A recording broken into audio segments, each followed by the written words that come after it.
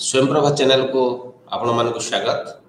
आज आलोचनार विषय होछि भारत में उच्च शिक्षा एक परिचय higher education in India and introduction. यह होछि यूनिट 9 एवं यूनिट 10 रे हम आलोचना करिबा महाविद्यालय और विश्वविद्यालय रो शिक्षा व्यवस्था college and university education. Bharat में उच्च शिक्षा एक परिचय यूनिट 9। उच्च शिक्षा हेउछि एक प्रकार शिक्षा जहाँ एक विश्वविद्यालय किंवा महाविद्यालय रे होइथाय एवं एथिरे उच्च माध्यमिक स्तर स्कूल शिक्षा ठारू अधिक अध्ययन कार्यक्रम अंतर्भुक्त होइथाय। अर्थात जड़े छात्र बा छात्री +2 पास कला परे अंडर ग्रेजुएट श्रेणी रे बा जेकोसी प्रोफेशनल क्षेत्र रे जेतेबेले से नाम लखाए सही कॉलेज बा यूनिवर्सिटी प्रदान करुथिबा शिक्षा को आमे उच्च शिक्षा कहि थाउ। उच्च शिक्षा बा टेरिटरी शिक्षा विश्वविद्यालय मानकरे शिक्षा को बुझाई थाए बा महाविद्यालय मानक शिक्षा को बुझाई थाए। उभय सरकारी और बेसरकारी कॉलेज हो यूनिवर्सिटी हो वृत्तिगत बा वैषयिक प्रशिक्षण प्रतिष्ठान हो गुड़िकर जो शिक्षा जो सिलेबस आधार रे शिक्षार्थी माने विद्यार्थी माने शिक्षा अध्ययन करिथांती ताको आमे उच्च शिक्षार अंतर्भुक्त करिथाउ। शिक्षा आम मन को अंधविश्वास और कुसंस्कार मुक्त करी जुक्ति और तर्कर सह जुक्तियुक्त भावे चिंता करिवार ज्ञान प्रदान करिथाए। जो व्यक्ति शिक्षित तार आचार विचार व्यवहार तार कार्यकलाप निश्चित रूपे अन्य व्यक्ति विशेषों ठारू भिन्न होइथाए। किंतु उच्च शिक्षा स्तर रे जो उच्च शिक्षित व्यक्ति माने समाज रे बसवास करंती सेमानकर कार्य तांकर संस्कार तांकर जो अंधविश्वास ठारू दूरे रहिबार जो चिंताधारा ए सब आमे उपलक्षित करिथाउ। तेणु उच्च शिक्षा समस्त नागरिक पई अवश्यम्भावी।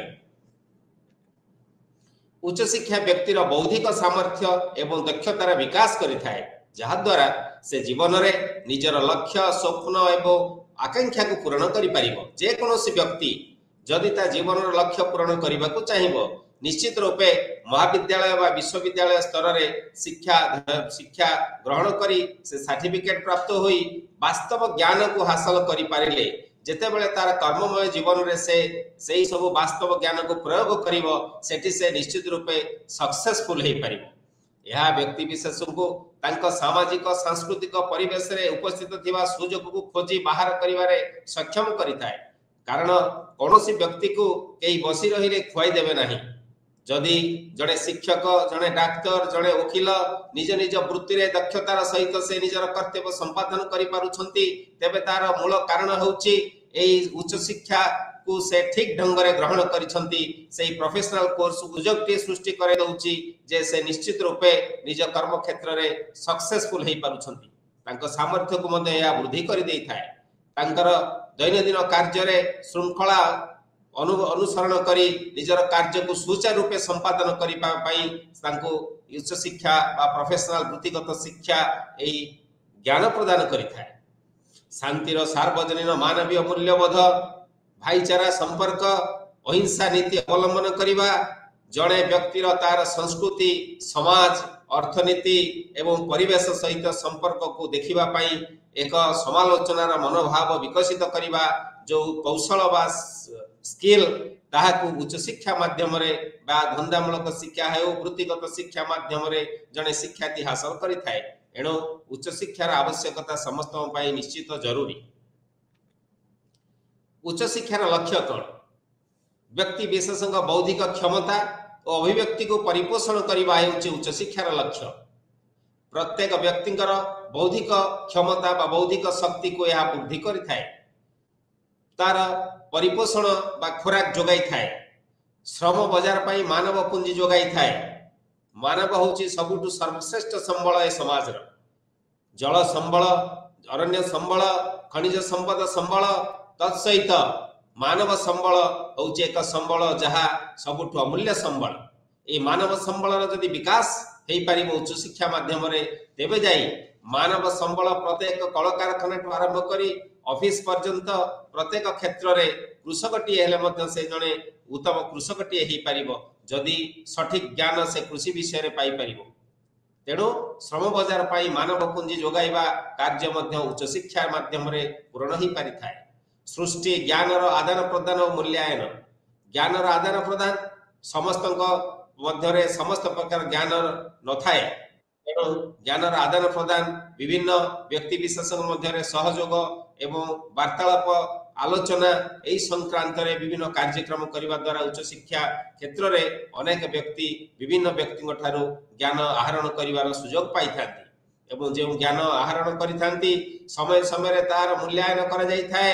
ଯଦି କୌଣସି ତ୍ରୁଟି ପରିଲକ୍ଷିତ ହୋଇଥାଏ ତେବେ ଏହି ମୂଲ୍ୟାୟନ ମାଧ୍ୟମରେ ତାକୁ ଗଠନମୂଳକ ମୂଲ୍ୟାୟନ ମାଧ୍ୟମରେ ସେହି ତ୍ରୁଟିକୁ କରେକ୍ସନ କରାଯାଇ ନୂତନ ଦିଗ୍ଦର୍ଶନ ବା ଜ୍ଞାନ ପ୍ରାପ୍ତର ସମ୍ଭାବନାଟିଏ ସୃଷ୍ଟି ହୋଇଥାଏ। ନାଗରିକଙ୍କ ପ୍ରତିବିମ୍ବ କ୍ଷମତାକୁ ବୃଦ୍ଧି କରିଥାଏ। ଉଚ୍ଚଶିକ୍ଷାର ମୁଖ୍ୟ ଲକ୍ଷ୍ୟ ହେଉଛି ପ୍ରତ୍ୟେକ ନାଗରିକଙ୍କର ପ୍ରତିବିମ୍ବିତ କ୍ଷମତାକୁ ବୃଦ୍ଧି କରିବା।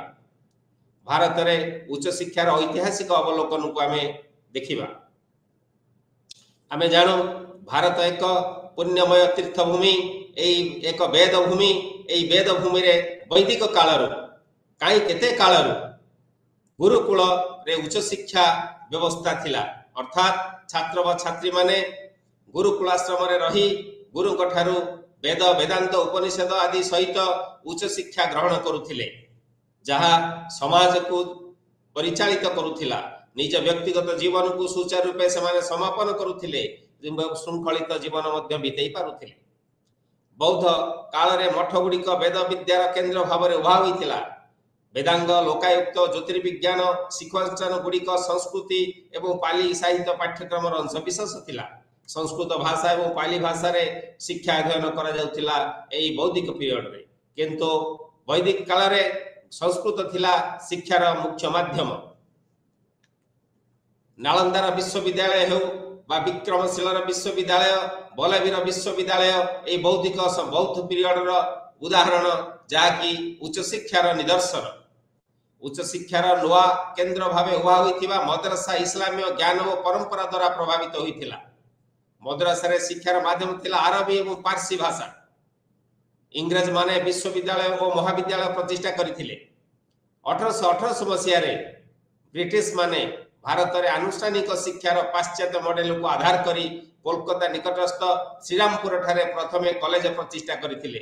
ଏ ହେଉଛି ଆମ ଦେଶର ପ୍ରଥମ ମହାବିଦ୍ୟାଳୟ, ଯାହାକି 1818 ମସିହାରେ ଶ୍ରୀରାମପୁର ଠାରେ କୋଲକାତା ନିକଟସ୍ଥ ଶ୍ରୀରାମପୁର ଠାରେ ପ୍ରତିଷ୍ଠା କରିଥିଲେ ଇଂରେଜମାନେ, ଏବଂ ଏହା ଆନୁଷ୍ଠାନିକ ଭାବରେ ଭାରତୀୟ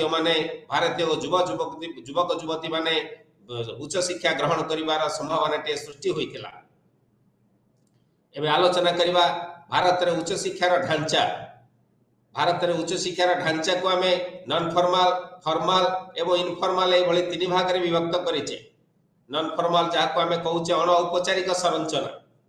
ଏହି ଅଣ ଔପଚାରିକ ସଂରଚନା ମାଧ୍ୟମରେ ଛାତ୍ର ବା ଛାତ୍ରୀଟିଏ ସମୟ ଓ ସ୍ଥାନର ଗଠନଗତ ପ୍ରତିବନ୍ଧକକୁ ଅତିକ୍ରମ କରି ନିଜର ଶିକ୍ଷା ଜାରି ରଖିବାର ସୁଯୋଗ ପ୍ରାପ୍ତ ହୋଇଥାଏ। କାରଣ ପ୍ରତ୍ୟେକ ବ୍ୟକ୍ତି ଆର୍ଥିକ ରୂପେ ଠିକ୍ ଢଙ୍ଗରେ ନିଜର ଜୀବନ ବିତେଇବାକୁ ସମ୍ଭବପର ହୋଇନଥାଏ। ତେଣୁ ନିଜର କର୍ମମୟ ଜୀବନରେ ନିଜର ପେଟ ପାଟଣାକୁ ଲକ୍ଷ୍ୟ କରି ସେମାନେ କର୍ମମୟ ଜୀବନରେ ବ୍ୟସ୍ତ ଥାନ୍ତି। ଯଦି ଆମେ ରେଗୁଲାର ନୀତି ବା ଫର୍ମାଲ ଏଜୁକେସନରେ ସେହି ଛାତ୍ରଛାତ୍ରୀମାନଙ୍କୁ ବାଧ୍ୟ କରିଥାଉ ବିଦ୍ୟାଳୟ ଯାଇ ବିଦ୍ୟାଧ୍ୟୟନ କରିବା ପାଇଁ, ତାହା ତାଙ୍କ ପାଖରେ ସମ୍ଭବପର ହୋଇପାରିନଥାଏ। ତେଣୁ ବିକଳ୍ପ ସ୍ୱରୂପ ଯଦି ନନ୍ ଫର୍ମାଲ ଏଜୁକେସନ ବା ଅଣ ଔପଚାରିକ ସଂରଚନା ମାଧ୍ୟମରେ ଶିକ୍ଷାଦାନର ବ୍ୟବସ୍ଥା ସେମାନଙ୍କ ପାଇଁ କରାଯାଇ ପାରିବ, ତେବେ ଯାଇ ସେହି ଛାତ୍ରଛାତ୍ରୀମାନେ ନିଜ ସୁବିଧା ମତେ ସକାଳେ ସନ୍ଧ୍ୟାରେ ବା ଅନ୍ୟ ଛୁଟି ଦିନ ଗୁଡ଼ିକରେ ନିଜର କାର୍ଯ୍ୟମୟ ସମୟକୁ ବାଦେ ଯାଇ ସେଠି ବିଦ୍ୟାଧ୍ୟୟନ କରିବାର ସୁବିଧାଟିଏ ପାଇପାରିବେ। ତେଣୁ ଏଥିପାଇଁ ସମୟ ସ୍ଥାନର ଫ୍ଲେକ୍ସିବିଲିଟି ନିହାତି ଆବଶ୍ୟକ। ଏହା ସେମାନଙ୍କୁ ଜ୍ଞାନର ଅନ୍ୱେଷଣ ଏବଂ ସେମାନଙ୍କ ଆଗ୍ରହକୁ ଆଗକୁ ବଢ଼ାଇବା ପାଇଁ ଆଂଶିକ ସମୟ କାର୍ଯ୍ୟକ୍ରମରେ ନିୟୋଜିତ ହେବାର ସୁଯୋଗ ପ୍ରଦାନ କରିଥାଏ। ଅର୍ଥାତ୍ ଯଦି ଗୋଟିଏ ଛାତ୍ର ବା ଛାତ୍ରୀ ନିଜର ସମୟ ବା ସ୍ଥାନ ଫ୍ଲେକ୍ସିବିଲିଟିକୁ ଅନୁଭବ କରେ, ତେବେ ଯାଇ ସେ ଶିକ୍ଷା ଗ୍ରହଣ କରିପାରିବ। ସେଥିପାଇଁ ନନ୍ ଫର୍ମାଲ ୱେରେ ମଧ୍ୟ ଶିକ୍ଷା ପ୍ରଦାନ କରିବା ପାଇଁ ଉଚ୍ଚଶିକ୍ଷା କ୍ଷେତ୍ରରେ ଏହି ସୁଯୋଗଟିଏ ସୃଷ୍ଟି କରାଯାଇଛି ଆମ ଦେଶର ନାଗରିକମାନଙ୍କ ପାଇଁ।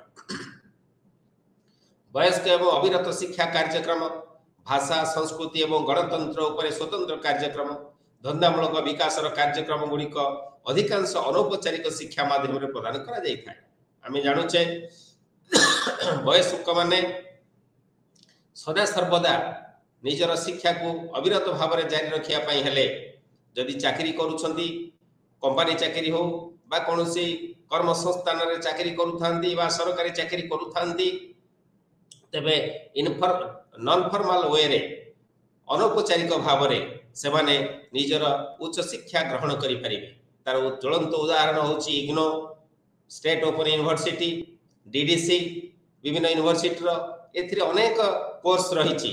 इग्नो अनेक कोर्स प्रदान करुची जहाँकि यह प्रत्येक वयस्क व्यक्ति को प्रत्येक कर्मजीवी को जीवन व्यापी शिक्षा ग्रहण करिवार सुजोगटिए प्रदान करुची। केवल साधारण शिक्षा नुहे यह धंदामूलक शिक्षा मध्य प्रदान करिवारे सक्षम होउची। मोक माध्यम रे शिक्षा और शिक्षादान मुक्त और दूर शिक्षा व्यवस्था अणानुष्ठानिक शिक्षार एक ज्वलंत उदाहरण। एवं आलोचना करिवा अनौपचारिक शिक्षा यह एक जीवनव्यापी प्रक्रिया। प्रति मुहूर्त प्रत्येक व्यक्ति किसी ना किसी शिक्षा करिथाए। जीवन प्रति मुहूर्तर अनुभूति ही शिक्षा यह अनौपचारिक भाव में होता है। जेतेबेले विवाह व्रत आदि कार्यक्रम में शिशुटीए बा व्यक्तिटीए निजको सामिल करुची अनेक कथा शिखिबार सुजोगटीए रही। जानी यात्रा ठारू आरंभ करी सभा समिति रे जेतेबेले से बसी से विभिन्न कार्यक्रम को देखुची ऑब्जर्व करुची सेतेबेले मध्य अनेक सुजोग रही जे तार विभिन्न प्रकार चलनी भाषा व्यवहार आचार एवं कौन करवा दरकार शारीरिक शिक्षा ठारू आरंभ करी मानसिक शिक्षा पर्यंत नैतिक शिक्षा पर्यंत समस्त व्यवस्था समस्त प्रकार ज्ञान आहरण करिवार सुजोग अनौपचारिक भाव में जीवन में प्राप्त करिथाए प्रत्येक व्यक्ति। तेणु बंधु बांधव ठारू आरंभ करी सांगसाथी पर्यंत निज कार्यस्थल में जहाँ जहाँ कार्य करिथाए यह ताको अनौपचारिक भाव में अनेक शिक्षा प्रदान करिथाए। यह होची जीवनगत शिक्षा। It starts from home of the mother and ends at the tomb और फंडल फायर। मार गर्भर आरंभ होई चिताग्नि मिसला पर्यंत जो शिक्षा ग्रहण करे जीवनव्यापी शिक्षा लाइफ लॉन्ग एजुकेशन ताहे होची अनौपचारिक शिक्षा।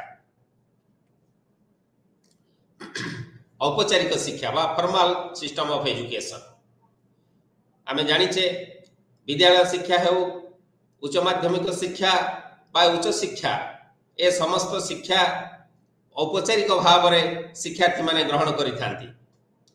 उच्च माध्यमिक शिक्षा शेष होगा पर छात्र बा छात्रीटीए उच्च शिक्षार जोग देवा पाई से निकटस्थ विद्यालय महाविद्यालय बा विश्वविद्यालय रे नाम लिखाई थाए। महाविद्यालय विश्वविद्यालय व्यतीत अनेक मध्य लीडिंग इंस्टीट्यूट अच्छी अनुष्ठान अच्छी से पिला माने पाठ पढ़िबार सुजोग टे पाई। एही प्रकार ढांचा को उच्च शिक्षार औपचारिक ढांचा बोली कुआ जाय थाए। ए औपचारिक ढांचा रे शिक्षार्थी प्रतिदिन विद्याध्ययन करिवा पाई अटेंड करिवो क्लास रे। तेणु एठी प्रतिदिन उपस्थित रही क्लास रे शिक्षक ठारू शिक्षा ग्रहण करिवा बाध्यतामूलक।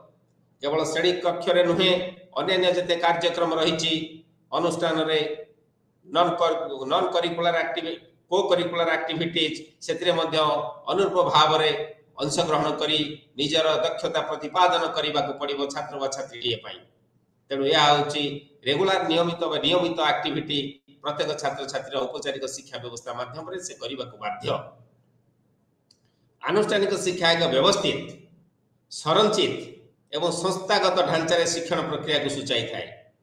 सिस्टमैटिक रेगुलर टाइम टेबल थिबो अटेंडेंस थिबो पीरियड थिबो विषय को विभाग कर दिया जाय थिबो को पीरियड रे को सार कोन पढाइबे से व्यवस्था टिए थिबो एवं टाइम टेबल को समय रे क्लास स्टार्ट हबो को समय रे क्लास सरीबो केते बेले सेमिस्टर परीक्षा करा जीवो सेमिस्टर परीक्षा रे इंटरनल केते एक्सटर्नल केते प्रैक्टिकल केते जदि प्रैक्टिकल सब्जेक्ट रही छी एवं प्रत्येक विषय पई केते परसेंट अटेंडेंस रहिले से परीक्षा देई परिबो एवं केते परसेंट रहिले पास करिवो केते परसेंट रहिले फर्स्ट क्लास पाइबो। ए समस्त व्यवस्था सिस्टमैटिक वे रे छात्र व छात्री पाई थाए एवं सेही अनुसार छात्र व छात्रीटीए तार दैनंदिन महाविद्यालय व विश्वविद्यालय श्रेणी प्रकोष्ठ को जाई दैनंदिन कार्य रे शामिल हेबा बाध्यतामूलक।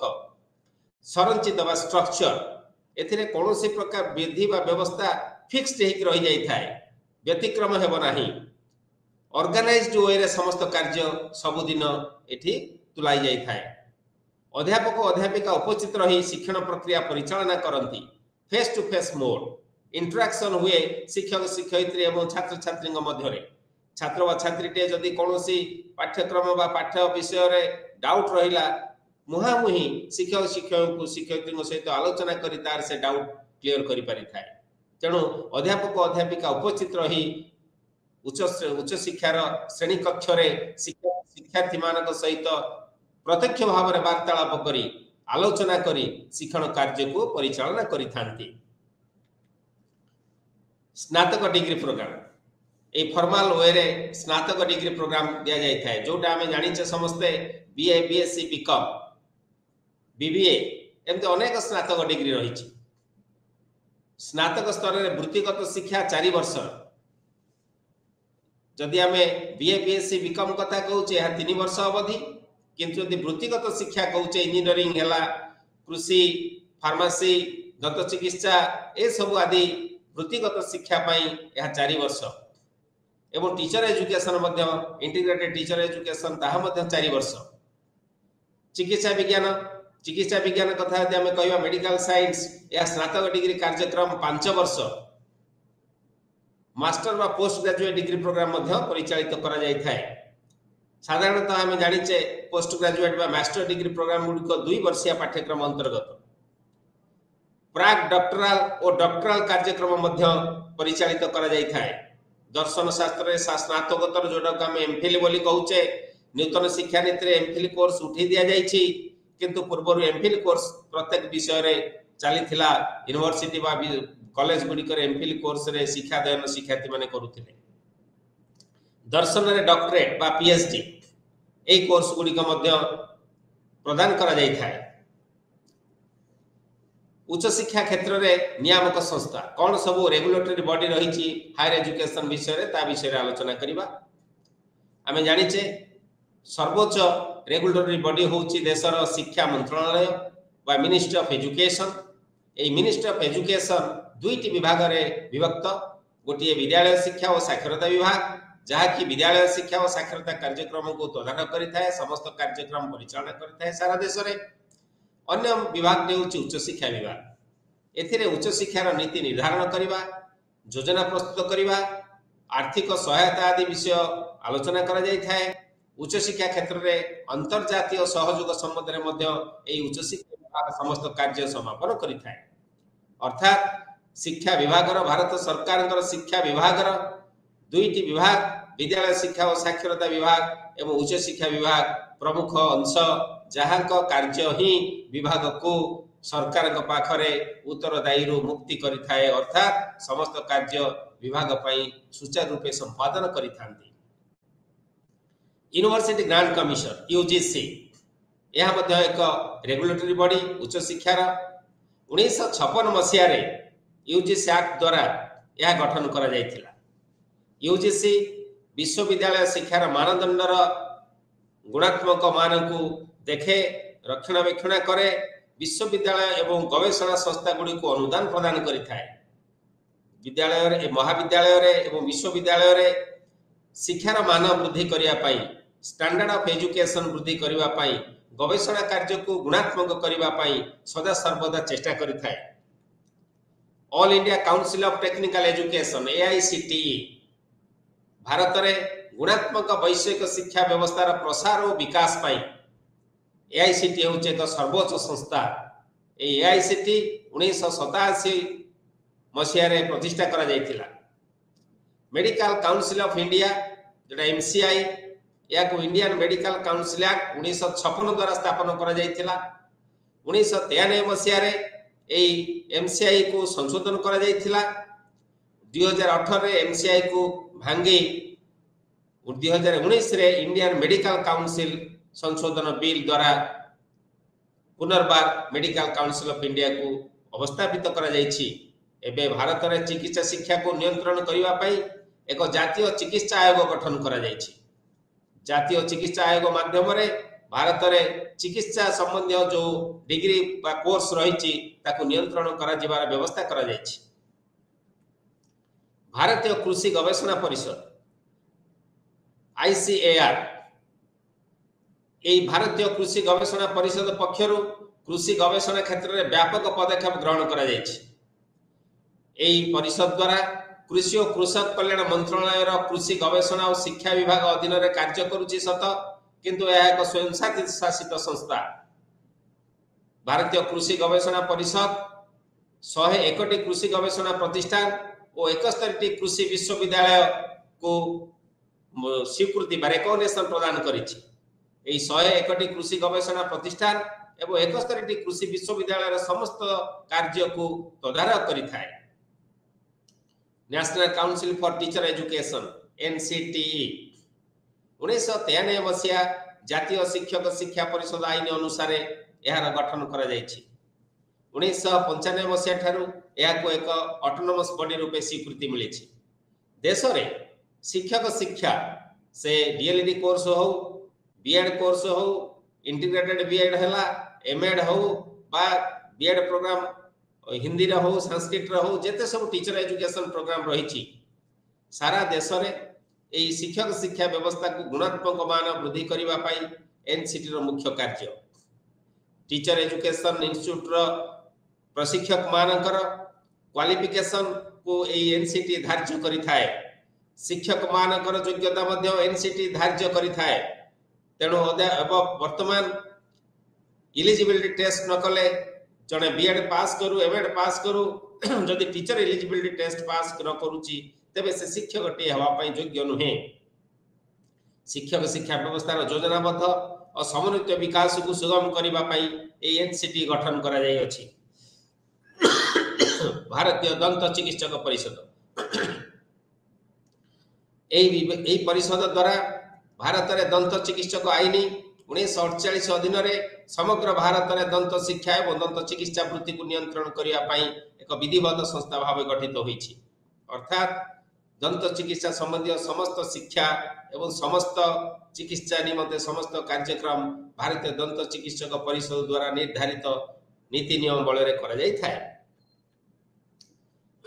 Pharmacy Council of India pharmacy आईन 1948 रो धारा 3 अनुसार PCI गठन करा जायतिला, अर्थात फार्मेसी काउंसिल ऑफ इंडिया गठन करा जायतिला।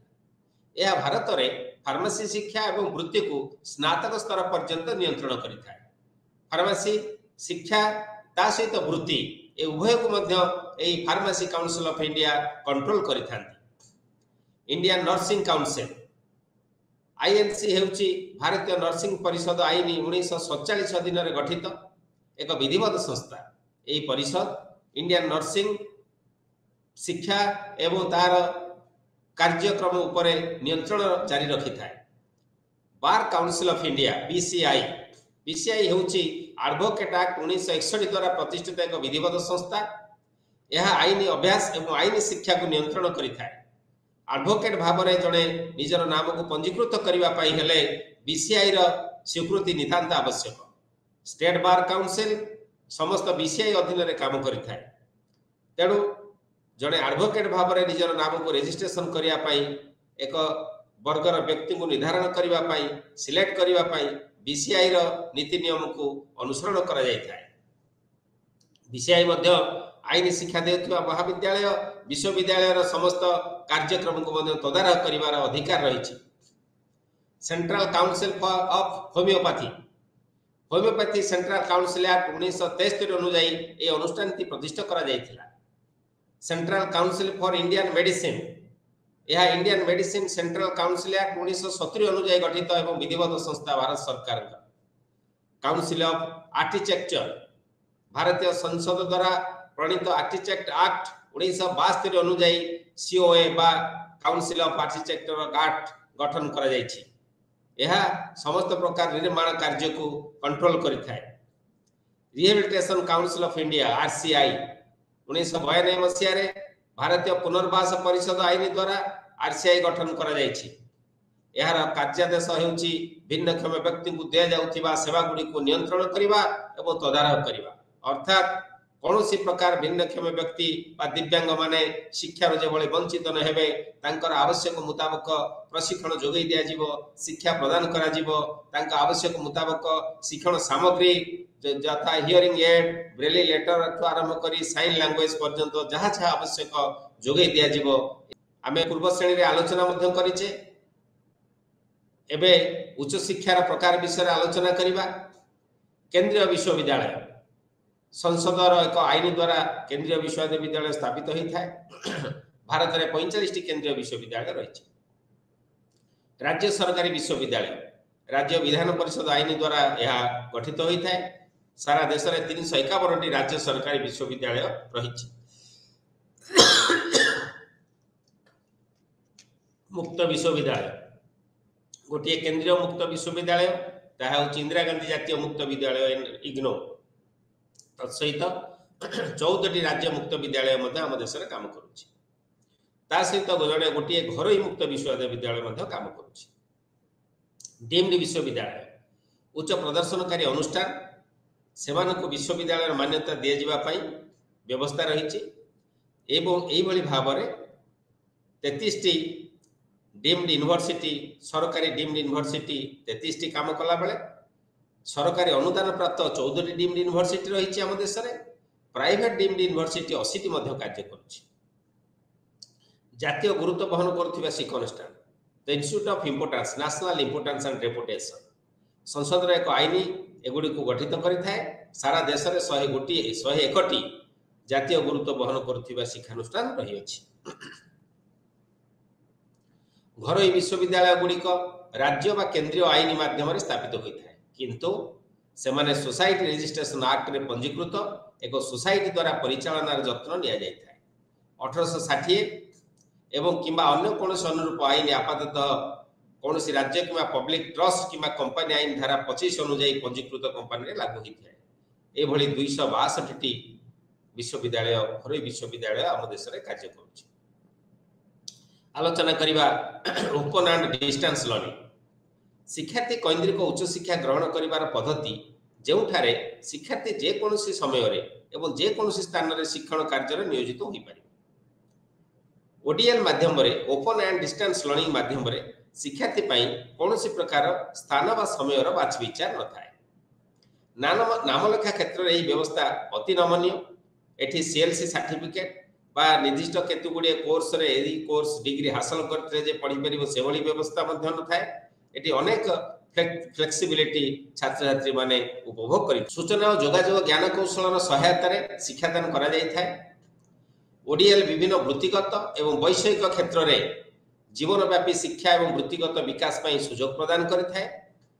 ओडीएल पई शिक्षण सामग्री हेउची स्वयं सहायक लिखित सामग्री, audio visual, teleconferencing, interactive radio conferencing ए समस्त होची ओडीएल माध्यम शिक्षण सामग्री। यही सामग्री व्यवहार करी ओडीएल माध्यम रे आमे शिक्षा ग्रहण करिथाउ। ओडीएल सिस्टम रो विशेषत्व कौन? एथिरे समय, गति, स्थान, बयस, नामलेखा मानदंड दृष्टि शिक्षार्थी अनुकूल एवं नमनीय परिवेश टी पाई थाए। अर्थात कौन से प्रकार रिजिड प्रिंसिपल अनुसरण करा जाय न थाए। शिक्षार्थी जो बयस हेउ जो स्थान रे थाउ जो समय रे नाम लेखै पारिबो एवं यहा को कोर्स को कंप्लीट करि पारिबो। शिक्षार्थी जो सुविधा अनुसार पाठ पढ़ार को गति देई पारिबो। भारत रे ओडीएल इंस्टीट्यूट कौन सब अछि? 1982 मसिया रे आंध्र प्रदेश मुक्त विश्वविद्यालय प्रतिष्ठा होइथिला। यार नाम परिवर्तन करा जाई डॉक्टर बीआर आंबेडकर मुक्त विश्वविद्यालय रखा जायछि। 1985 मसिया रे इंदिरा गांधी जातीय मुक्त विश्वविद्यालय स्थापित होइथिला। अद्यावधि अनेक राज्य मुक्त विश्वविद्यालय मध्य स्थापन करा जाई कार्य करूछि। मूक means massive open online course. सूचना और जोगाजोग प्रजुक्ति विद्या उच्च शिक्षा को जनसाधारण निकट में विस्तार करिवार सुजोग आनिछि एई मूक प्लेटफॉर्म। जदिओ मुक्त एवं दूरता शिक्षण कार्यक्रम पूर्व प्रचलित थिला, तथापि आईसीटी रो व्यवहार जो शिक्षा को अधिक सुलभ करा जाई पारिछि। आज प्रत्येक नागरिक प्रत्येक शिक्षित युवक युवती प्रोफेशन रे सक्सेस पाइबा पाई निजर वृत्तिगत जीवन को अत्यधिक स्वच्छ एवं सुंदर करिबा पाई ए massive open online courses available विभिन्न प्लेटफॉर्म रे से प्लाटफर्म को जाई मासिव ओपन ऑनलाइन कोर्स रे निजर नाम लिखाई अनेक ज्ञान आहरण करिवार सुजोगटी मध्ये रहिछि। Swayam study webs of active learning for young aspiring minds यह हेउछि एक इंटरैक्टिव प्लाटफर्म जहा हाई स्कूल आरंभ करी विश्वविद्यालय स्तर पर्यंत ऑनलाइन पाठ्यक्रम आयोजन करिथाय। ए स्वयं प्लाटफर्म समय रे जे कोनोसी स्थान रे मल्टीमीडिया व्यवहार करी मध्य गुणात्मक शिक्षण कार्य करा जाई परिथाय। यह एक अति सुंदर प्लाटफर्म राष्ट्रीय उच्चतर शिक्षा अभियान रुषा राष्ट्रीय उच्चतर शिक्षा अभियान उच्च शिक्षा व्यवस्था रे बहु संख्या रे छात्र छात्री को रहिबा बा कंटिन्यू करिबा और सेमानकु उन्नत मानर गुणात्मक शिक्षा प्रदान करिबा एई रुषा अभियान रो मुख्य लक्ष्य। ए आह्वान रो मुकाबिला करिबा पई केंद्र सरकार 2013 मसिया रे राष्ट्रीय उच्चतर शिक्षा अभियान बा रुषा योजना आरंभ करिसथि। ए रुषा योजनार उद्देश्य को निर्धारित मानदंड एवं मानक पूरण करिबा लागि राज्य संस्था गुडी को सुनिश्चित करिबा, योजना एवं तदारक पई एक संस्थागत ढांचा सृष्टि करिबा, उच्च शिक्षानुष्ठान गुड़िकर स्वायत्तता को प्रोत्साहन देवा और प्रशासन रे उन्नति आनिबा, अनुबंध शिक्षागत एवं परीक्षा प्रणाली सह जड़ित संस्कार को सुनिश्चित करिबा रुषार मुख्य उद्देश्य। अध्यापक उपलब्धता को सुनिश्चित करिबा एवं नियुक्तिर सब स्तर रे दक्षता वृद्धि को प्रोत्साहन देवा मध्य रुषार अनेक लक्ष्य। गवेषणा एवं नवसृजन अनुकूल शिक्षण परिवेश सृष्टि करिबा एवं या को बजाय रखिबा मध्य रुषार एक दायित्व। वर्तमान शिक्षानुष्ठान गुड़िकर अतिरिक्त क्षमता को वृद्धि करिबा एवं सुगम करिबा लागि नूतन शिक्षानुष्ठान प्रतिष्ठा करिबा मध्य रुषार अनेक कार्य। नूतन अनुष्ठान प्रतिष्ठा करी आंचलिक असंतुलन समस्यार समाधान करिबा सहित समाजर विभिन्न अवहेलित गोष्ठी को उच्च शिक्षा क्षेत्र में सुजोग प्रदान करिबा ए रुषा अभियान माध्यम संभवपर होई पारुछि। गुणवत्ता और गवेषणा उपरे गुरुत्व देवा रुषार अन्य एक गुरुत्वपूर्ण लक्ष्य। रुषार कल्पना रही जे समस्त राज्य उच्च शिक्षानुष्ठान समस्त को गुणात्मक उच्च शिक्षा प्रदान करने आवश्यक। एथिरे समस्त राज्य अनुष्ठान को नाक मान्यता प्रदान उपरे गुरुत्वारोप करा जायछि। जे उच्च शिक्षा अनुष्ठान बा कॉलेज बा विश्वविद्यालय नाक मान्यतार वंचित हेबे सेमानको यूजीसी और रेकग्निशन दबनी, एनसीटी रेकग्निशन दबनी बा विभिन्न संस्था रेकग्निशन देबे नाही विभिन्न कोर्स परिचालन करिबा पाई। गवेषणार मान सुनिश्चित करिबा सेमानको संबल और पांठी जोगाई दिया जिबा ए रुषा कार्यक्रम अन्य एक कार्य। ए योजना रे समस्त निष्पत्ति निरपेक्ष और राजनैतिक और वृत्तिगत ढंग रे नेबा पाई रुषा प्रतिश्रुतिबद्ध। कौन सी पॉलिटिकल इंटरफेरेंस हो पारिबो नाही, तेणु यह प्रदर्शन आधारित मूल्यांकन को अपनाई थाए। गुणवत्ता और उत्तरदायित्व पाई स्वायत्त शासन एक अपरिहार्य शर्त बोली रुषार परिकल्पना रही। रुषार शिक्षानुष्ठान गुड़िक छात्र छात्री अभिभावक और समाज पाई दायी प्रकाश आधारित शासन को मध्य समर्थन करा जायछि, जेउठारे जे कोनोसी संस्था यार नियामक कर्तृपक्ष एवं यार ग्राहक मानक पाई दायी रहिबे। इक्विटी आधारित विकास पाई रुषा लक्ष्य रखिछि। रुषा योजना रे जे पदक्षेप निया जिवो ता द्वारा अवहेलित गोष्ठी यथा महिला जनजाति भिन्नक्षम पाई समान सुजोग सृष्टि करा जिवो। इक्वालिटी सहित इक्विटी को गुरुत्व दिया जायछि, अर्थात आवश्यक मुताबक सपोर्ट सर्विस जोगे दिया जिवो। जो व्यक्तिर जहा आवश्यक ताकु सेही भली सहयोगटिए जोगे दिया जिवो रुषा योजना माध्यम रे। ए रुषा योजनार मुख्य उपादान कौन सब? प्रचलित स्वयं शासित महाविद्यालय गुड़ी को विश्वविद्यालय को उन्नीत करिबा, कॉलेज गुड़ी को क्लस्टर विश्वविद्यालय रे परिणत करिबा, विश्वविद्यालय को भित्तिभूमि को अनुदान प्रदान करिबा, नुआ मॉडल कॉलेज प्रतिष्ठा करिबा, प्रचलित डिग्री कॉलेज गुड़ी को मॉडल कॉलेज रे परिणत करिबा, नुआ पेशादार कॉलेज रो विकास कराइबा, कॉलेज रो भित्तिभूमि को अनुदान देई तार भित्तिभूमि को सुदृढ़ करिबा, खेल पड़िया हो लाइब्रेरी लैबोरेटरी ठेर आरंभ करी समस्त बाउंड्री समस्त प्रकार भित्तिभूमि को डेवलप करिबा, गवेषणा नवोन्मेष एवं गुणवत्तार उन्नति आनिबा, इक्विटी इनसेंटिव दबा, अध्यापक नियुक्ति पाई सहायता करिबा, अध्यापक मानकर शिक्षण मान वृद्धि करिबा, उच्च शिक्षा को धंदामूलक करिबा, शिक्षा प्रशासकों नेतृत्व विकास करिबा, क्षमता निर्माण एवं प्रस्तुति तथ्य संग्रह एवं योजना ए समस्त कार्य को गुरुत्व दिया जायछि रुषा कार्यक्रम माध्यम रे। यूनिवर्सिटी ग्रांट कमिशन आम आलोचना जस्ट करुले 1948 मसीहा विश्वविद्यालय शिक्षा आयोग गठन कर शिक्षा आयोग रेकमेंडेशन को आधार करी 1956 संसद रे एक आईन बल यूजीसी गठन करागला। आर दुईटी मुख्य दायित्व विश्वविद्यालय गुड़ पांठि जोगाइबा, देश में विश्वविद्यालय शिक्षार मानदंडर समन्वय निर्धारण और रक्षणाबेक्षण करने यूजीसी मुख्य कार्य। विश्वविद्यालय शिक्षा को प्रोत्साहित करने और समन्वय रक्षा करने, विश्वविद्यालय गुड़िक शिक्षादान परीक्षा और गवेषणार मान निर्धारण कर बजाय रखा, शिक्षार सर्वनिम्न मानदंड नियमावली को प्रस्तुत करने, यह यूजीसी मुख्य कार्य। कॉलेजिएट और विश्वविद्यालय शिक्षा क्षेत्र में होता विकास अनुधान करने, विश्वविद्यालय और महाविद्यालय को अनुदान बांटा, केंद्र और राज्य सरकार और उच्च शिक्षानुष्ठान गुड़िक मध्य एक गुरुत्वपूर्ण संयोग भाव कार्य करने, विश्वविद्यालय शिक्षार उन्नति पाई आवश्यक पदक्षेप उपर केंद्र और राज्य सरकार को विभिन्न समय विभिन्न परामर्श देवा। एबे आम आलोचना करबा central advisory board of education cap CABE। Central advisory board of education एक जातीय स्तरीय संस्था। यही संस्था केंद्र और राज्य सरकार को शिक्षा क्षेत्र में समस्त प्रकार परामर्श देता है। 1920 रे कैप स्थापित होइथिला, 1923 रे याक भांगी दिया जाइथिला, 1935 रे ए कैप को पुनर्गठन करा गला, 1994 पर्यंत याक चालू रखा जाइथिला, पुनर्बार भांगी गला, 2004 रे केवल पुनर्गठन करा जाय अदेवदे यह कार्य करि आसुछि। यार बोर्ड रे केंद्र और राज्य सरकार मंत्री रहंती, विभिन्न गोष्ठीर प्रतिनिधि रहंती, लोकसभा और राज्यसभा मनोनीत सदस्य माने रही थांती। एबे हम आलोचना करबा यूनिट 10 महाविद्यालय और विश्वविद्यालय शिक्षा, college and university education. University कौन? यूनिवर्सिटी कौन? विकिपीडिया द्वारा विश्वविद्यालय शब्द को उच्च शिक्षा और गवेषणा प्रतिष्ठान भाव व्याख्या करा जायछि, जहा विभिन्न शिक्षा विभाग रे एकेडमिक डिग्री प्रदान करिता है।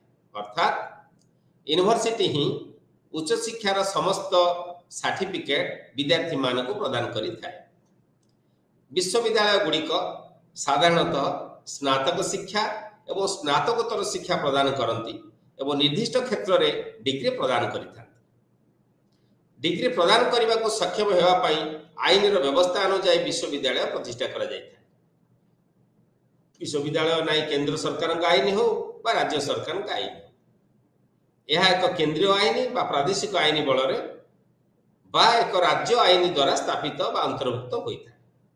1956 मसीहार यूजीसी आईन अनुसार विश्वविद्यालय को विश्वविद्यालय अनुदान आयोग बा यूजीसी द्वारा मान्यता मिलवा आवश्यक।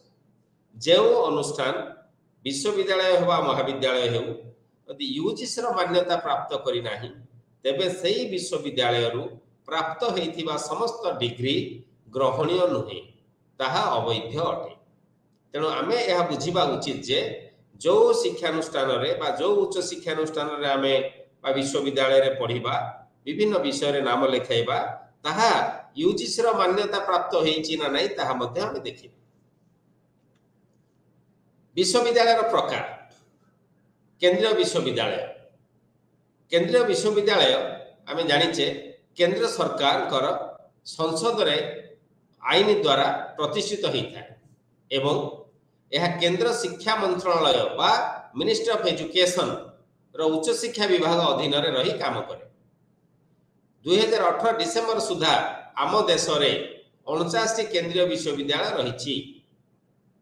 49 विश्वविद्यालय मध्यरु 9टी विश्वविद्यालय यूजीसी अधीन रे न थिबारु सेमानकु योजना बा अणयोजना अनुदान मिलु नाही। सेगुडी कहला Central Agriculture University Imphal Manipur, Indira Gandhi National Open University नुआ Delhi, Indian Maritime University Chennai, Nalanda विश्वविद्यालय Rajgir Bihar, South Asian University नुआ दिल्ली, राजीव गांधी जातीय विमान चलाचल विश्वविद्यालय रायबरेली उत्तर प्रदेश, रानी लक्ष्मीबाई केंद्रीय कृषि विद्यालय झांसी उत्तर प्रदेश, राजेंद्र प्रसाद केंद्रीय कृषि विश्वविद्यालय पूसा समस्तीपुर बिहार, जातीय क्रीड़ा विश्वविद्यालय कुर्तुक मणिपुर।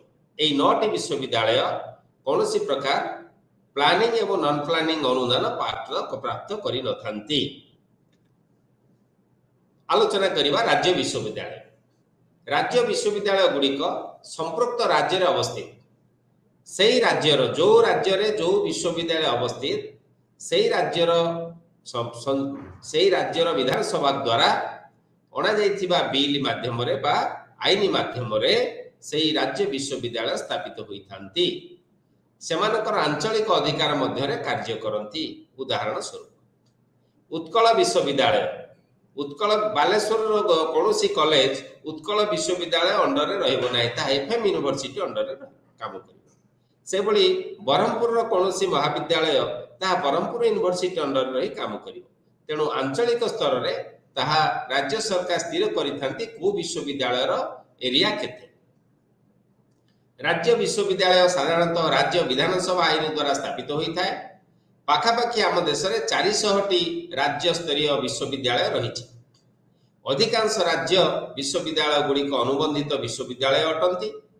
अनुबंधित महाविद्यालय जहाँ साधारणतः स्नातक पाठ्यक्रम प्रदान करिथांती किंतु केतुगुड़िए विषय रे मध्य स्नातकोत्तर पाठ्यक्रम प्रदान करा जाई थाए। अधिक प्रतिष्ठित महाविद्यालय गुड़िक अनुबंधित विश्वविद्यालय अनुमोदन सहित केतेक विभाग रे पीएचडी कार्यक्रम मध्य प्रदान करिथांती। एबे आमे आलोचना करिबा घरोई विश्वविद्यालय जो विश्वविद्यालय कौनसी ट्रस्ट द्वारा परिचालित होई थाए बा कंपनी द्वारा परिचालित हुए किंबा सोसाइटी द्वारा परिचालित हुए ताहाको आमे घरोई संस्था द्वारा परिचालित होइथिबा बेसरकारी विश्वविद्यालय बोली कहिथा। एई घरोई विश्वविद्यालय निजस्व नामलेखा प्रक्रिया परिचालना करि परिबो किंतु एथिपై यूजीसी द्वारा निर्धारित नियमावली को पालन करने को पड़ो। यूजीसी रा समस्त नीति नियम को व्यतिक्रम करि परिबो नाही। घरोई विश्वविद्यालय गुड़िक डिग्री प्रदान करि परिबे किंतु सेमानकु ऑफ कैंपस अनुबंधित महाविद्यालय करने को अनुमति नाही। अर्थात जदि आमे उत्कल विश्वविद्यालय कथा चिंता करिबा एई विश्वविद्यालय रा ऑफ कैंपस महाविद्यालय गुड़िक रही। अर्थात आमे राजधानी कॉलेज कुह नलिन देवी कॉलेज कुह जते सब कॉलेज अच्छी तार सर्विस एरिया मध्य रे सब कॉलेज गुड़िक अनुबंधित एफिलिएटेड उत्कल यूनिवर्सिटी किंतु घरोई विश्वविद्यालय सही भली कौनसी महाविद्यालय को एफिलिएशन दे परिबो नाही। प्राय 300 घरोई विश्वविद्यालय आम देश रे कार्य करूछि।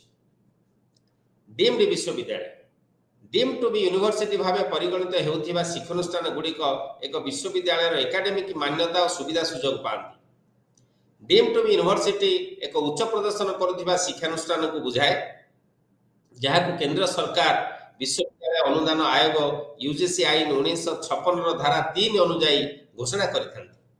डीम्ड यूनिवर्सिटी बा deemed to be university UGC आईन धारा 3 अनुଯାयी यूजीसी परामर्श क्रमे उच्च शिक्षा विभाग द्वारा प्रदत्त एक स्वायत्तता मान्यता।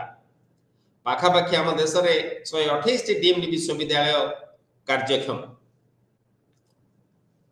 जातीय गुरुत्वपूर्ण प्रतिष्ठान इंस्टीट्यूट ऑफ नेशनल इंपोर्टेंस आम देश बा जेकोसी राज्य रे निर्दिष्ट अंचल मध्य उच्च कुशली कर्मचारी विकास रे प्रमुख भूमिका ग्रहण करुथिबा संस्था को साधारणतः जातीय गुरुत्वपूर्ण संस्था मान्यता प्रदान करा जाई थाए। एही मान्यता भारतर संसद द्वारा प्रणीत एक आईन द्वारा ही प्राप्त करा जाई थाए। उच्च शिक्षा अनुष्ठान को प्रदान करिबा पूर्वरु तार गुणात्मक मान निर्धारण करी आईन अणा जाई एही मान्यता प्रदान करा जाई थाए।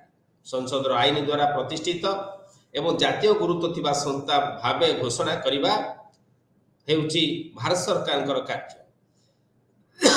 केते गुडे उदाहरण होची Indian Institute of Technology IIT, Indian Institute of Management IIMs, National Institute of Technology NIT, National Institute of Science Education and Research NISER एभली अनेक नेशनल इंपोर्टेंस थिबा अनुष्ठान मध्य हम देश रे कार्य करूछन।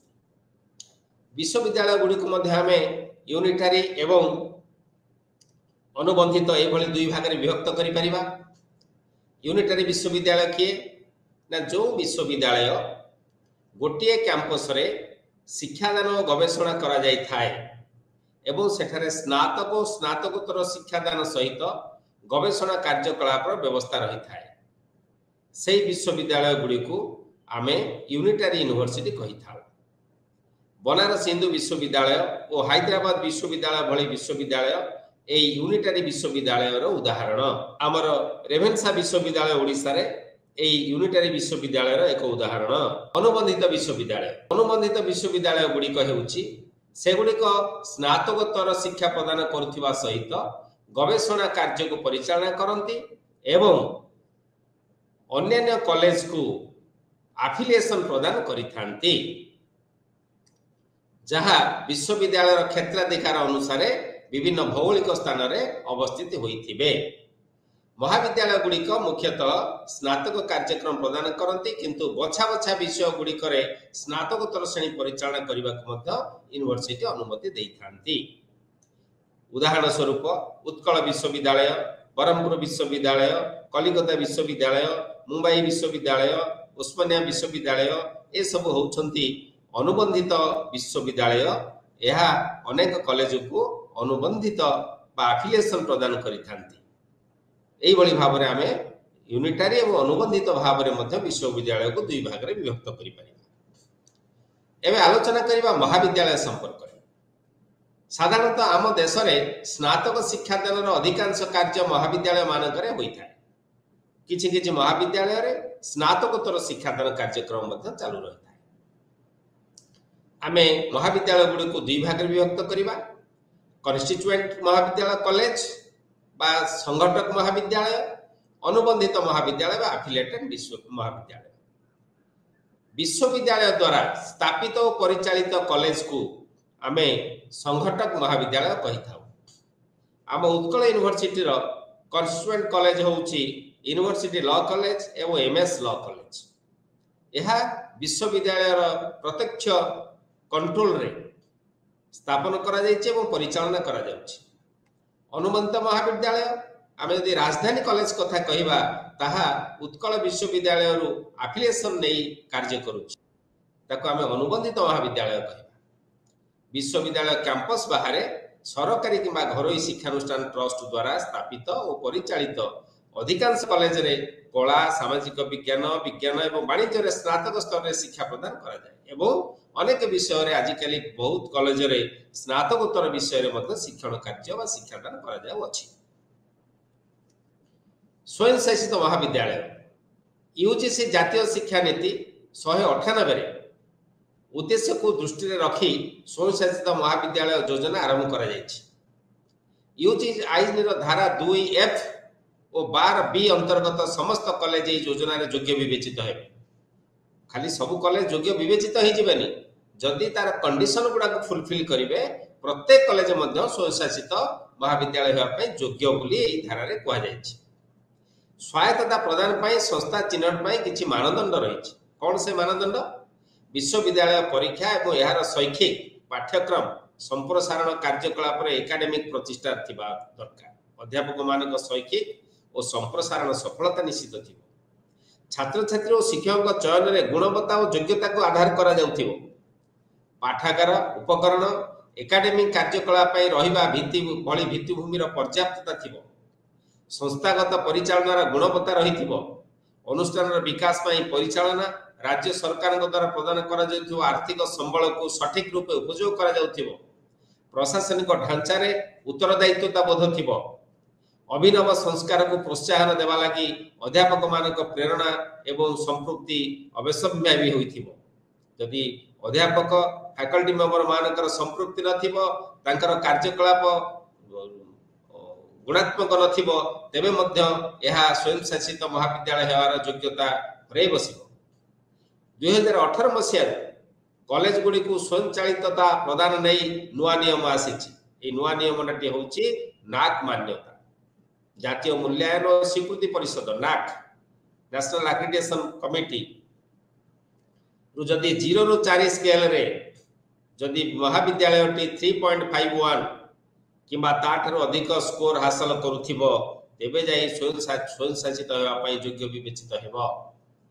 प्रति कार्यक्रम रे 750 किंबा ताठारु अधिक स्कोर सह 3 किंबा अधिक कार्यक्रम रे जातीय मान्यता बोर्ड द्वारा स्वीकृति प्राप्त होइथिबो, तेबे जाई स्वयं चालित भावे स्वायत्तता पई योग्य विवेचित हेबो। शिक्षा प्रशासनिक और आर्थिक क्षेत्र में स्वशासित महाविद्यालय को स्वाधीनता प्रदान करिथाए जोटे ऑटोनोमस कॉलेज शिक्षा प्रशासनिक और आर्थिक क्षेत्र में स्वशासित महाविद्यालय मान्यता प्राप्त करिथाए कॉलेज रे नुआ पाठ्यक्रम और कार्यक्रम प्रचलन करा जाई परिबो एवं जो पाठ्यक्रम प्रस्ताव रही तार समीक्षा पुनः गठन और पुनः डिजाइन करा जाई परिबो यह कॉलेज निजस्व कार्य हो पार कॉलेज प्रशासनिक कार्य academic council board of studies और फाइनेंस कमिटी भली निजस्व गवर्निंग बॉडी गठन करने को मुक्त हो पार कहार परामर्श ने पड़ो ना कॉलेज निजस्व कार्य यह कर नुआ नियम अनुसार 59 कॉलेज को स्वायत्तता मिल सारी बेले प्राय 100 कॉलेज यह पाइबा प्रक्रिया जारी रखिंट प्यारेंट विश्वविद्यालय छात्र छात्री को डिग्री प्रदान करिथाए कॉलेज द्वारा मूल्यांकन एवं सुपारिश करा जाय थाए 3 वर्ष कार्यकाल पूर्ण करथिबा स्वयंशासित महाविद्यालय गुड़िक विश्वविद्यालय सील सह निज टाइटल रे देखिबा नियामक व्यवस्था गुड़ी कौन सब रही आलोचना करुथिले शिक्षा मंत्रालय एक नियामक संस्था विश्वविद्यालय अनुदान आयोग ता सहित all India council for technical education AICTE ता सहित national assessment and accreditation council NAAC national Council for Teacher education NCT भारतीय कृषि गवेषणा परिषद ICAR medical council of India MCI bar Council of India BCI ए समस्त गुड़िक विषय में आलोचना कर परिचालनार प्रकार कौन सब विभिन्न प्रकार मैनेजमेंट व्यवस्था रही केंद्र सरकार विश्वविद्यालय महाविद्यालय जहाँ केंद्र सरकार द्वारा परिचालित होता है बनारस हिंदू विश्वविद्यालय Indian Institute of management Indian Institute of technology Indian Institute of information technology Indian Institute of science Bangalore Indian Institute of science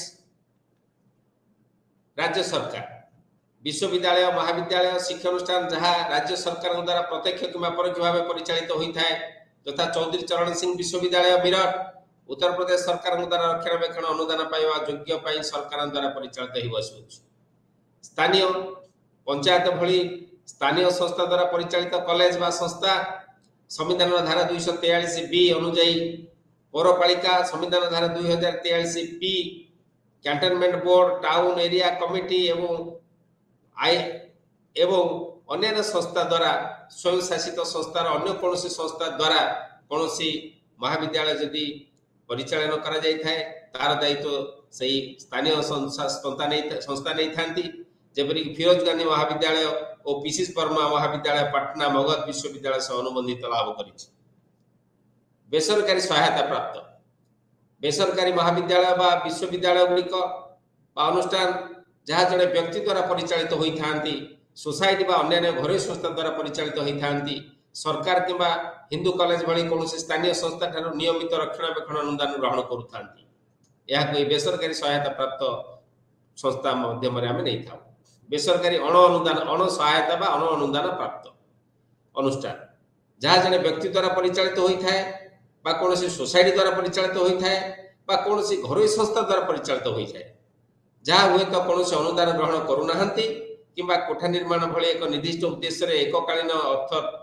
अनुदान ग्रहण करने से केवे प्रयास करती ना पाइबार योग्य विवेचित होती ना पाठागार किंबा लाबोरेटोरी अनुदान पाती ना शिक्षक दरमा आदि बाबद एककालीन सब्सिडी किंतु नियमित मेंटेनेंस ग्रांट पाती ना यही अनुष्ठान गुड़िक आम बेसरकारी अण सहायता प्राप्त अनुष्ठान बोली कही था महाविद्यालय और विश्वविद्यालय रे शैक्षिक और प्रशासनिक परिचालना उभय एकात्मक एवं अनुबंधित यूनिटरी एंड एफिलिएटिंग कॉलेज ए दीटा कॉलेज समान प्रकार विश्वविद्यालय प्रशासनिक कार्य चली थाए आम आलोचना करवा गोटे कोर्ट बा सिनेट गठन एवं यार सदस्य मान कार्यकाल विधि द्वारा निर्धारित होता है केंद्रीय विश्वविद्यालय क्षेत्र में यह आम कोर्ट कही था किंतु राज्य विश्वविद्यालय क्षेत्र में यह आम सिनेट बोली कही था विश्वविद्यालय व्यापक नीति और कार्यक्रम को समीक्षा करने एवं यार उन्नति पाई पदक्षेप नेबा पाई एई सिनेट परामर्श देइथाय। तत्सहित वार्षिक रिपोर्ट, वार्षिक हिसाब एवं ऑडिट रिपोर्ट को विचार करी ताकू पास करबा सिनेट रो कार्य। कार्यनिर्वाही परिषद बा परिचालना बोर्ड बा सिंडिकेट, विश्वविद्यालय सर्वोच्च निष्पत्ति ग्रहणकारी संस्था होउचंती एई सिंडिकेट एवं विश्वविद्यालय विभिन्न विभाग तथा विभिन्न अध्यापक, महाविद्यालय और शिक्षक मानकर प्रतिनिधित्व मध्य एथिरे करा जायथा। यह मानदंड एवं मान निर्धारण एवं शिक्षादान एवं गवेषणार गुणवत्ता क्षेत्र नेतृत्व प्रदान करिथाय एई सिंडिकेट। बोर्ड ऑफ स्टडीज, विश्वविद्यालय प्रत्येक विभाग बोर्ड ऑफ स्टडीज रही। अध्यापना बोर्ड गठन एवं यार सदस्य मान कार्यकाल अध्यादेश द्वारा निर्धारित होता है। विभिन्न डिग्री एवं गवेषणा डिग्री अन्य आवश्यकता गवेषणा विषय गुड़ को अनुमोदन करने एवं अध्यादेश द्वारा निर्धारित पद्धति संपृक्त स्कूल बोर्ड को सुपारिश करने बोर्ड ऑफ स्टडीज कार्य अटे। अर्थ कमिटी, अर्थ कमिटी मुख्य होउचंती अध्यक्ष होउचंती कुलपति। अर्थ कमिटी हिसाब जांच करने सहित समस्त खर्च प्रस्ताव को तर्जमा करथाय। आलोचना करने छात्र छात्री और शिक्षक दुईटी स्तंभ। ए समस्त विभाग समस्त विषय आलोचना कर सारा पर दुईटी जिनस आम अति गुरुत्वपूर्ण बोली अनुभव करुचे। गोटे स्तंभ है छात्र छात्री, अन्य स्तंभटी हूँ शिक्षक शिक्षयित्री। दुईटी गुरुत्वपूर्ण स्तंभ मध्यरु जो माने उच्च शिक्षानुष्ठान रे शिक्षादान शिक्षण और गवेषणा कार्य प्रत्यक्ष भाव जड़ित अछंती से माने हेउछंती शिक्षक शिक्षयित्री एवं छात्र छात्री। तेणु छात्र छात्री मानक विकास पाई आमे कौन करबा उचित, विषय भित्तिक दक्षता जहाँ ज्ञान एवं किपरि ज्ञानर वृद्धि करा जाय परिबो सेथिपाई विभिन्न प्रकार कार्यक्रम हाथ को निया जाय। पिला मानकु से विभिन्न कार्यक्रम रे एंगेज करा जिबा पाई पदक्षेप निया जाय। पिला पार्टिसिपेट कले काम रे निजुको नियोजित कले तार प्रत्यक्ष ज्ञान से हासिल करि परिबो एवं वास्तव विकास तार हे परिबो। व्यवहारिक और सामाजिक दक्षतार अधिकारी हेबा पाई आत्मविश्वास सहित जड़ित हेबा पाई मध्य कार्यक्रम हाथ को निया जाय।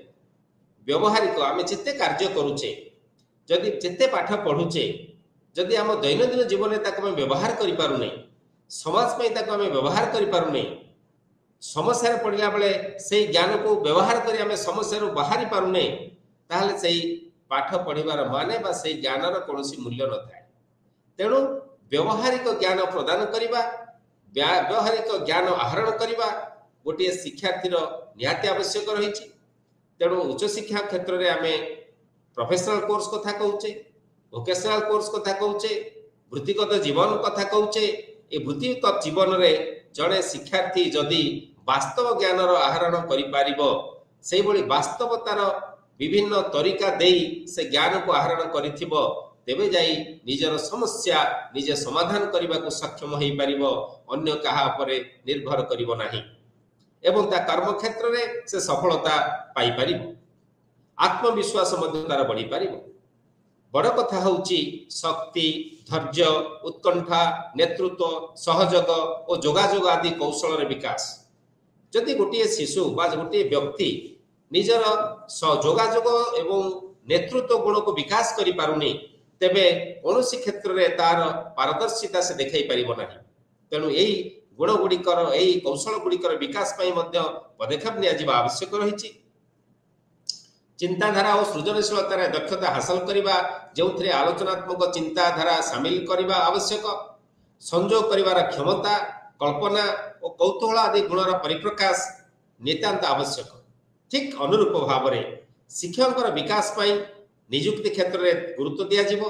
प्रदर्शन एवं संभाव्य मूल्यांकन, नेतृत्व, अविरत शिक्षा, परिचालना सूचना प्रणाली आदि दिग उपरे दृष्टि नवा निहाती आवश्यक। ए थिला आज दिन आमर यूनिट 9 और 10 आलोचना। समय आमको साथ देउनी, एठी आमे आलोचना को विरति दबा। नमस्कार।